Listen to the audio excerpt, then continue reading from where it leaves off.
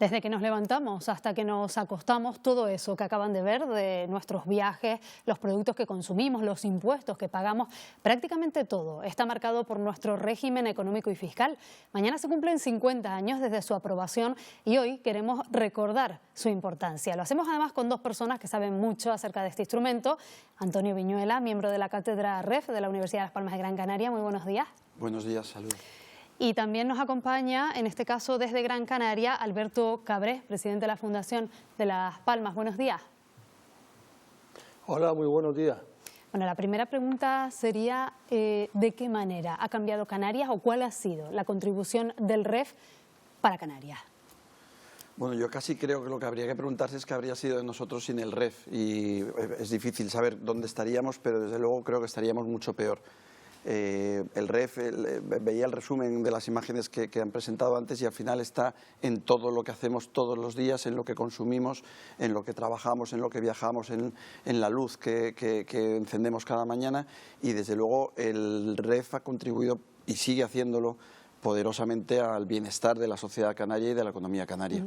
En un lugar, señor Cabré, donde estamos, digamos, en una posición estratégica entre África, entre América, entre Europa, ¿de qué manera nos convierte el REF, digamos, en más competitivos? Nosotros estamos desde la época de los Reyes Católicos con el decreto de Bravo Murillo de los puertos francos, y en el año 72, por eso se celebran estos días el 50 aniversario del REF. Siempre ha sido una posibilidad de que Canarias tenga una compensación económica y fiscal a su situación. La situación de Canarias es permanente, ¿vale? No vale el que estamos cada cierto tiempo cambiando y evaluando a Canarias. Canarias es permanente porque tenemos la lejanía, la fragmentación de las islas, la falta de economías de escala, la falta de materias primas, no hay llave, tenemos que potabilizar el agua que bebemos y que regamos, tenemos centros insulares de producción de energía, no hay llave.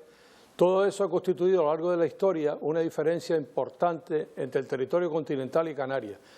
Estamos perteneciendo a la región ultraperiférica europea, junto con Madeira, Azores, Martinica, Guadalupe, la Guayana Francesa, y eso nos da en el Tratado Europeo derecho primario dentro de la comunidad, ¿no? Es verdad que está en cuestión y que no debería estar, porque eso no se entiende en Madrid con los distintos gobiernos, ¿no?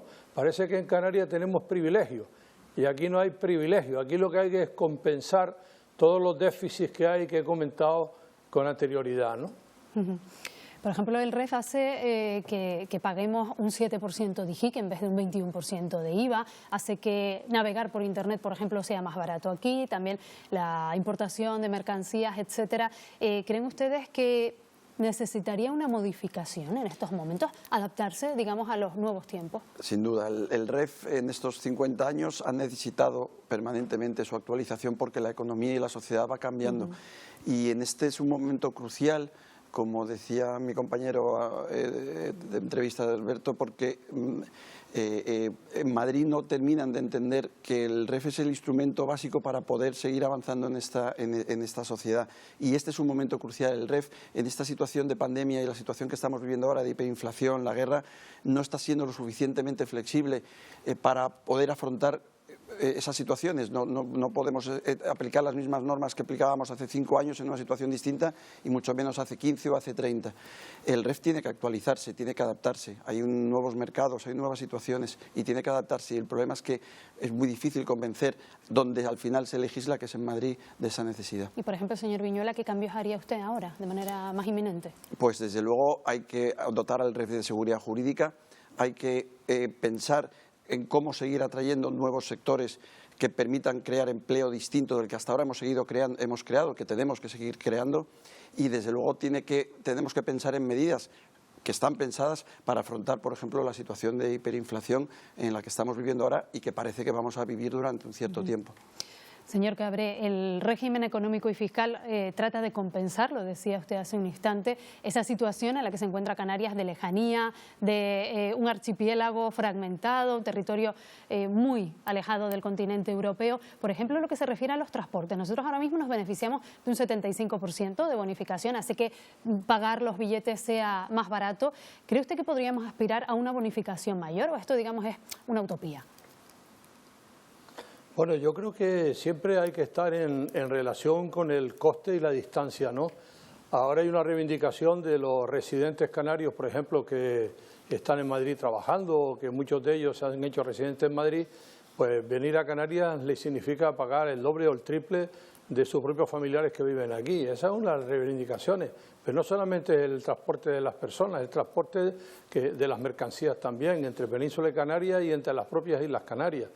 Yo creo que todo es un paquete y lo complicado aquí es estar explicando cada vez que hay un cambio de gobierno en Madrid al funcionario de turno, y vuelvo a repetir que no son privilegios, que Canarias tiene un estatuto de autonomía del año 2018, recientemente aprobado por las Cortes Generales, y sin embargo estamos en permanente discusión.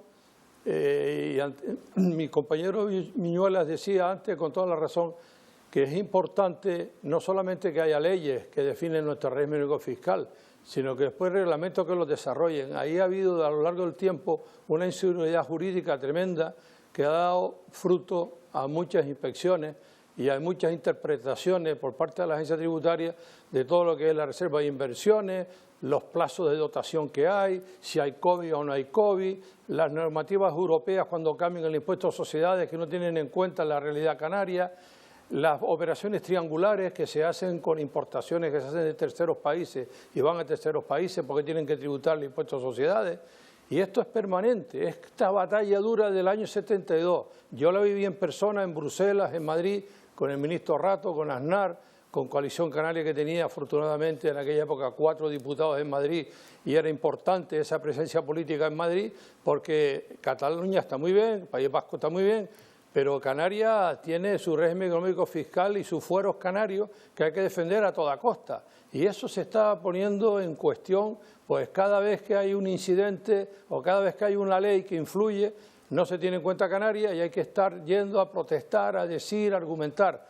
Yo creo que, por un lado, tenemos que estar alegres los canarios, porque si no hubiésemos tenido la reserva de inversiones, la bonificación a la agricultura, a la ganadería, el REA, el POSEICAN, todos los instrumentos que flotan, satélites del REF, Canarias hubiese sido una región pobre, una región sin recursos, una región de inmigrantes. Y afortunadamente estas islas están prósperas, serán prósperas, y yo creo que habrá un futuro económico a pesar de la crisis, a pesar de la inflación. Yo soy optimista y creo que cuando pase todo esto, que no hay más que dure 100 años, Canarias seguirá un rumbo, creo que cada vez más interesante, pero tienen que ayudar y reconocer de una vez por todas que nuestros estatutos y nuestro régimen económico fiscal es igual que los catalanes, los fueros del País Vasco, de Navarra, pero más antiguos, y además somos regiones ultraperiféricas, no estamos en el continente. Vuelvo a repetir, aquí no hay llave, aquí no hay centrales eléctricas que suministren a toda la península, son centros insulares de producción. Aquí dependemos todo lo que viene de fuera, de lo que se transporta entre islas, de los fletes, de los transportes. Hay que tener un poco más de atención a lo que son las Islas Canarias bajo mi punto de vista, ¿no? Uno de esos sectores que se beneficia y se ha beneficiado durante los últimos años mucho del REF son, por ejemplo, las producciones audiovisuales. Hemos visto rodajes de grandísima envergadura aquí en Canarias. ¿Cuánto dinero, por ejemplo, podría dejar aquí un rodaje que, claro, vienen a Canarias por nuestros escenarios fabulosos, pero también porque pagan menos impuestos? Efectivamente, pero está siendo un instrumento poderosísimo de atracción y es raro ver el día en cualquier isla en que no te encuentras a lo mejor una calle cortada o un escenario en la calle. Eso está creando una industria local que apoya a todas esas producciones, que está creando empleo, que está atrayendo inversiones y no sé, me pregunta por cifras concretas y es difícil evaluar cuánto dinero deja una producción, pero desde luego lo que sí le puedo asegurar es que se están creando empresas de forma permanente, que están creando de forma permanente empleo, que están atrayendo sectores que no existían en Canarias y desde luego ese es un instrumento poderosísimo sobre el que hay que profundizar y al que hay que favorecer, desde luego. Y un instrumento también al cual queremos darle... Sí. Diga, señor Cabrera. Ese es un instrumento poderosísimo, como dice Viñuela, pero también se ha puesto en cuestión. ¿Por qué? Porque cambiaron la norma en Madrid de la fiscalidad de las producciones y se olvidaron de Canarias y nos pusieron en Canarias una situación de desventaja respecto al margen que teníamos respecto a la península.